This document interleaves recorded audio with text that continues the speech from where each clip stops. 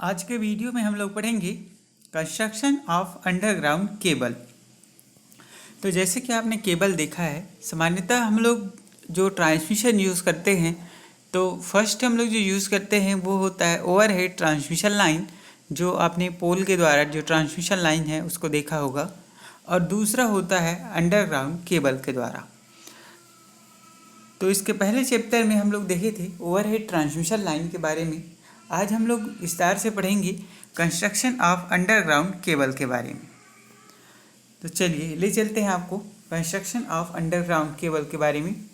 तो इसका क्लासिफिकेशन अगर हम लोग करेंगे वेरियस पार्ट्स का, तो इसमें फर्स्ट जो कंपोनेंट होता है वो होता है कोर या कंडक्टर। सामान्यतः जो कंडक्टर हम लोग बनाते हैं वो या फिर एल्यूमिनियम का होता है या फिर कॉपर का बना होता है। ठीक है, ये जो कोर होगा वो सिंगल कोर होगा या 3 कोर होगा, ये इसके सर्विस के ऊपर डिपेंड करता है। जैसे आपका 3 फेज सर्विस आपको कहीं पे यूज़ करना है तो या फिर ये 3 कोर कंडक्टर होता है, या कभी कभी उसमें 4 कोर कंडक्टर होते हैं, मतलब 3 फेस रहेगा और एक उसमें न्यूट्रल होता है। ठीक है, तो ये टाइप्स ऑफ सर्विस के ऊपर डिपेंड करता है कि आपको किस तरीके का रिक्वायरमेंट है, उसके आधार पे सिंगल फेज और 3 फेज में बनाया जाता है। ठीक है, तो सामान्यतः ये जो है किससे बना होता है, टिन्ड कॉपर या एल्यूमिनियम से, और इसमें फ्लेक्सिबिलिटी बढ़ाने के लिए इसको स्ट्रैंडेड कंडक्टर इसमें यूज़ करते हैं। ठीक है, मीन्स जो भी कंडक्टर हम लोग यूज़ करेंगे वो स्ट्रैंडिंग के फॉर्म में होता है। ठीक है, मुड़ा हुआ होता है, एक के ऊपर एक जो है लपेटा हुआ होता है। ठीक है, तो ये तो था इसके कोर और कंडक्टर्स के बारे में। ठीक है, दूसरा जो लेयर होता है उसमें ये होता है इंसुलेशन लेयर। तो ये जो डायग्राम में आप देख रहे हैं ये आपका कोर या कंडक्टर दिख रहा है ना। तो ये जो कंडक्टर है सामान्यतः आपको मिल जाएगा कॉपर का या फिर एल्यूमिनियम का, अलग अलग सर्विसेज के आधार पे ये होता है। अब सेकंड जो लेयर होता है वो है इंसुलेशन लेयर का। यहाँ पे आपको डायग्राम में दिख रहा है पेपर इंसुलेशन, है ना। तो ये जो इंसुलेशन होता है वो क्या होता है, प्रत्येक कोर में ये प्रोवाइड किया जाता है। प्रत्येक कोर में या फिर अब बोल सकते हैं प्रत्येक कंडक्टर में एक सुटेबल थिकनेस का, एक पर्टिकुलर मोटाई का इसमें हम लोग इंसुलेशन लगाते हैं। अब ये जो इंसुलेशन हम लोग जो यूज़ करते हैं वो किस मटेरियल का बना होता है, या फिर ये इम्प्रेग्नेटेड पेपर होता है, या फिर वार्निश्ड कैम्ब्रिक, या फिर रबर मिनरल कंपाउंड होता है। अब इसके बारे में हम लोग डिटेल में पढ़ेंगे अभी। ठीक है, इम्प्रेग्नेटेड पेपर, वार्निश्ड कैम्ब्रिक या फिर रबर मिनरल कंपाउंड। अब इम्प्रेग्नेटेड पेपर क्या होता है कि सामान्यतः जो पेपर होता है उसका केमिकल ट्रीटमेंट करते हैं। ठीक है, तो ये क्या होगा, जो कार्डबोर्ड होता है ना, या फिर जो बांस की जो छोटे छोटे जो पतला पतला स्ट्रिप होता है उसमें हम लोग क्या करते हैं, उसको ट्रीटमेंट करते हैं। ठीक है, मीन्स आप ये मान के चलिए कि जो कागज़ होगा उसका केमिकल ट्रीटमेंट करेंगे, मतलब जो पेपर है उसका केमिकल ट्रीटमेंट करके उसको क्या बनाते हैं, इम्प्रेग्नेटेड पेपर बनाते हैं। ठीक है, अब ये जो इम्प्रेग्नेटेड पेपर है इसका हम लोग यूज़ करते हैं पेपर इंसुलेशन के लिए। बट इसका एक प्रॉपर्टीज़ ये होता है कि ये जो है हाइग्रोस्कोपिक होता है। अब हाइग्रोस्कोपिक क्या होता है कि ये जो है वाटर को मीन्स मॉइस्चर को इसमें एब्जॉर्ब करने का प्रॉपर्टीज होता है। तो ये क्या होगा कि अगर ये मॉइस्चर को एब्जॉर्ब करेगा तो उसके इसमें इंसुलेशन फेल्योर की संभावना जो है बढ़ जाती है। बट इसका भी सॉल्यूशन होता है कि इसको जो है मॉइस्चर से बचाने के लिए हम लोग इसमें लीड सीथ लगाते हैं। ठीक है, इसको मेटालिक सीथ भी बोलते हैं, इसको हम लोग इसके थर्ड पार्ट में ही पढ़ेंगे। तो आपको याद रखना है कि इसमें प्रत्येक जो कोर रहेगा, प्रत्येक जो कंडक्टर होगा वो एक सुटेबल थिकनेस के इंसुलेशन के द्वारा सेपरेट रखा जाता है। मतलब ये जो आपका फर्स्ट जो कोर है उसमें इंसुलेशन लगेगा, सेकंड कोर में, इसी थर्ड कोर में अलग अलग पेपर इंसुलेशन लगा होता है। ठीक, बस इसका इतना आपको ध्यान रखना है। इसके बाद है थर्ड है मेटालिक सीथ। जैसे कि आपको भी बताया कि ये जो पेपर इंसुलेशन जो हम लोग यूज़ कर रहे हैं इसकी प्रॉपर्टी होती है कि ये हाइग्रोस्कोपिक होता है, मीन्स मॉइस्चर को एब्जॉर्ब करता है।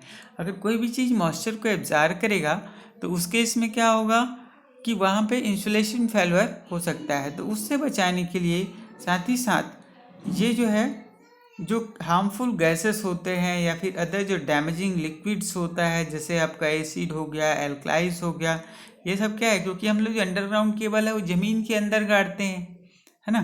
तो ज़मीन के अंदर से वहाँ पे मॉइस्चर भी आ सकता है, गैसेस भी आ सकता है, या फिर जो other damaging liquid just like ऐसा एसिड या एल्कलाइज, है ना, ये आ सकता है। तो वो सब से प्रोटेक्ट करने के लिए हम लोग इसमें लगाते हैं मेटेलिक सीट। ठीक है। अब ये जो मेटेलिक सीट होता है वो बना किस मटेरियल का होता है, तो ये या फिर लीड का बना होता है या फिर एल्यूमिनियम का इसको बनाया जाता है। ठीक है। तो कई बार आप देखे होंगे इसको लीड सीट भी बोलते हैं। ठीक है। ये यहाँ पे लिखा हुआ है डायग्राम में, ये लीड सीट लिखा हुआ है। तो ये लीड का भी बनाते हैं या फिर एल्यूमिनियम का इसमें बना होता है सामान्यतः। ठीक है। तो अलग अलग ये केबल के आधार पे ये इस बना होता है कंस्ट्रक्शन। उसके बाद है बेडिंग। ठीक है। इसका जो चौथा लेयर है ये आपको दिख रहा है ना। सेकंड में पेपर इंसुलेशन था, थर्ड में ये आपका लीड शीट था, मेटालिक शीट है। इसके बाद है ये बेडिंग, है ना। बेडिंग एक क्या होता है कि मेटालिक जो शीट होता है उसके ऊपर एक फाइब्रस मटेरियल का जूट या फिर जो हेजिन टेप होता है उसके द्वारा उसमें हम लोग बेडिंग प्रोवाइड करते हैं। इसका पर्पस क्या होता है कि जो मेटालिक शीट है उसको कोरोजन से प्रोटेक्ट करना है, साथ ही साथ जो आर्मरिंग लगेगा इसके ऊपर वाला जो लेयर होता है उसको आर्मरिंग बोलते हैं, तो उससे मैकेनिकल इंजरी ना हो उसके लिए हम लोग बेडिंग लगाते हैं। ठीक है। तो ये सामान्यतः जो हम लोग इसमें मटेरियल यूज़ करते हैं तो वो जूट या फिर हेजिन टेप का इस्तेमाल करते हैं, है ना। तो इसके कारण से क्या होगा, जो लीड शीट और जो आर्मरिंग है दोनों के बीच फ्रिक्शन नहीं होगा। ये दोनों के बीच ये जस्ट लाइक ऐसा एक गद्दे का काम करेगा, है ना, सस्पेंशन टाइप का, ये उसके ऊपर ये काम करता है। ठीक है। तो मैकेनिकल इंजरी से बचाता है, साथ ही साथ कोरोजन से बचाता है ये बेडिंग, है ना। इसके बाद जो नेक्स्ट लेयर होता है वो होता है आर्मरिंग। ये जो 5th नंबर का जो लेयर आपको दिख रहा है ये आर्मरिंग है ना। अब ये जो आर्मरिंग है ये इसका क्या काम करता है कि ओवर द बेडिंग आर्मरिंग को हम लोग मतलब जो बेडिंग होता है उसके ऊपर आर्मरिंग को हम लोग प्रोवाइड करते हैं। ये कभी कभी 1 लेयर का होता है, किसी किसी में 2 लेयर का एक गैल्वेनाइज्ड स्टील वायर या स्टील टेप होता है। ठीक है। ये इसका जो पर्पस होता है ये होता है कि इसको मैकेनिकल स्ट्रेंथ प्रोवाइड करता है, साथ ही साथ केबल को मैकेनिकल इंजरी से बचाता है। जैसे आपने सामान्यतः देखा होगा कि जो टेलीफोनिक केबल गया होता है उसको कोई ना कोई आदमी क्या कर देता है, डैमेज कर देता है, जगह जगह से वो टूट जाता है। ठीक है। तो ऐसा जो है हम लोग इलेक्ट्रिसिटी के केस में नहीं कर सकते, क्योंकि कहीं पे भी अगर डैमेज होगा तो उससे जो है बहुत ज़्यादा खतरा हो सकता है आसपास के लोगों को, जीव जंतुओं को।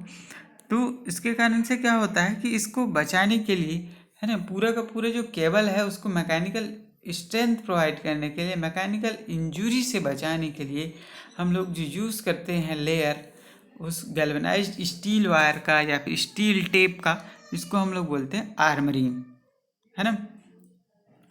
ये उसको मजबूती प्रदान करता है, साथ ही साथ केबल को प्रोटेक्ट करता है। ठीक है। इसके बाद जो लास्ट जो लेयर होता है, सबसे आउटर लेयर जिसको हम लोग बोलते हैं, वो कहलाता है सर्विंग। ये जो सर्विंग होता है इसका जो पर्पस क्या होता है, ये जो है generally fibrous material just like ऐसे पीवीसी वगैरह का ये बना होता है ना। It is a layer of material like jute similar to bedding provide armouring is known as serving. इसमें हालांकि लिखा हुआ है ये जूट का करके, बट ये सामान्यतः जो है इसको हम लोग बनाते हैं वो पीवीसी का बना होता है, पॉलीविनाइल क्लोराइड जो होता है ना। तो ये सबसे आउटर लेयर होता है, ये इसको प्रोटेक्ट करने के लिए, मीन्स जो पूरा का जो पूरा लेयर है उसको ये प्रोटेक्ट करता है मॉइस्चर से, है ना, एटमॉस्फेरिक जो कंडीशंस है, जो ज़मीन, क्योंकि ये सबसे आउटर लेयर होता है तो ये ज़मीन से ही जुड़ा होता है ना, लगा होता है। तो ये एटमॉस्फेरिक कंडीशन से ये बचाता है पूरा ओवरऑल केबल को। ठीक है। तो इस तरीके से मुख्य रूप से अगर इसका कंस्ट्रक्शन ऑफ केबल की बात करें तो ये सबसे पहला जो लेयर था वो था कंडक्टर का, है ना। ये किसका बना होता है, एक बार मैं समराइज़ कर दे रहा हूँ ये पूरा का पूरा कंस्ट्रक्शन ऑफ केबल को। तो सबसे पहला जो लेयर है वो है आपका कंडक्टर का, ये सामान्यतः बना होता है कॉपर या एल्यूमिनियम का, ठीक है। दूसरा है पेपर इंसुलेशन। तो प्रत्येक जो केबल होता है उसके ऊपर एक स्मॉल थिकनेस का, सुटेबल थिकनेस का एक लेयर हम लोग लगाते हैं, ठीक है। ये जो है इम्प्रेगनेटेड पेपर इसके लिए यूज़ करते हैं, या फिर वार्निश्ड कैम्ब्रिक या माइका इंसुलेशन इसमें यूज़ किया जाता है ना। तो इस तरीके से प्रत्येक जो कंडक्टर्स होता है उसके ऊपर ये लेयर लगाते हैं। इसके ऊपर में जो तीसरा जो लेयर होगा वो होता है लीड शीथ का। लीड शीथ एक मेटेलिक शीथ होता है ना, या फिर लीड का बना होता है या एल्यूमिनियम का बना होता है। तो जैसे कि आपको बताया कि ये जो पेपर इंसुलेशन है ये हाइग्रोस्कोपिक होता है, मॉइस्चर को एब्जॉर्ब करता है, ठीक। तो ये सबको प्रोटेक्ट करने के लिए हम लोग लगाते हैं लीड शीथ, है ना। तो इसका पर्पस क्या होता है कि ये जो है जो मॉइस्चर कंटेंट होता है ज़मीन के, क्योंकि हम लोग अंडरग्राउंड केबल है उसको ज़मीन के अंदर गड़ाते हैं, तो उस कंडीशन पे वहाँ पे क्या क्या प्रॉब्लम आ सकता है, हो सकता है उसमें एल्कलाइन हो या एसिड मौजूद हो इस मिट्टी के अंदर जो उस केबल को डैमेज कर सकते हैं, है ना। तो जो गैस हार्मफुल गैसेस है या एसिड या एल्कलाइन वगैरह जो पाया जाता है ज़मीन के अंदर, है ना, या फिर मॉइस्चर है, तो ये सबसे ये प्रोटेक्ट करता है केबल को। तो ये लीड शीथ का काम होता है। इसके ऊपर होता है बेडिंग, ठीक है। तो जो बेडिंग है जस्ट लाइक ऐसा एक गद्दे का काम करता है, लीड शीथ और आर्मरिंग के बीच इसको लगाया जाता है ना। तो ये जो है कोरोजन से बचाता है लीड शीथ को, साथ ही साथ ये जो है आर्मरिंग के कारण से होने वाले मैकेनिकल इंजरी से प्रोटेक्ट करता है लीड शीथ को, ठीक है। अब इसके बाद जो है बेडिंग के ऊपर जो है लास्ट लेयर, इसका जो इसके ऊपर वाला जो लेयर है ये कहलाता है आर्मरिंग, ठीक है। तो ये जो आर्मरिंग है इसका पर्पस वही होता है कि इसको मैकेनिकल इंजरी से बचाने के लिए केबल को इसको हम लोग लगाते हैं। तो ये जो है जनरली स्टील टेप इसमें यूज़ करते हैं, या फिर स्टील का एक मतलब वायर होता है, ठीक है, जिसका हम लोग इसमें यूज़ करते हैं आर्मरिंग के लिए। और जो लास्ट लेयर होता है वो कहलाता है सर्विंग। ये सामान्यतः जो है पीवीसी का बनाते हैं, अभी जो रिसेंट ट्रेंड्स जो चल रहा है इसमें, है ना, पॉलीविनाइल क्लोराइड का बना होता है। सबसे आउटर लेयर होता है ये हर एक कंडीशन में एटमॉस्फेरिक कंडीशन से ओवरऑल केबल को ये प्रोटेक्ट करता है, ठीक। इस प्रकार ये 6 लेयर हैं केबल के, तो इसको याद रखेंगे, ठीक है। तो आज का वीडियो यहीं पे समाप्त करते हैं, फिर से मिलेंगे नेक्स्ट वीडियो में, तब तक के लिए धन्यवाद।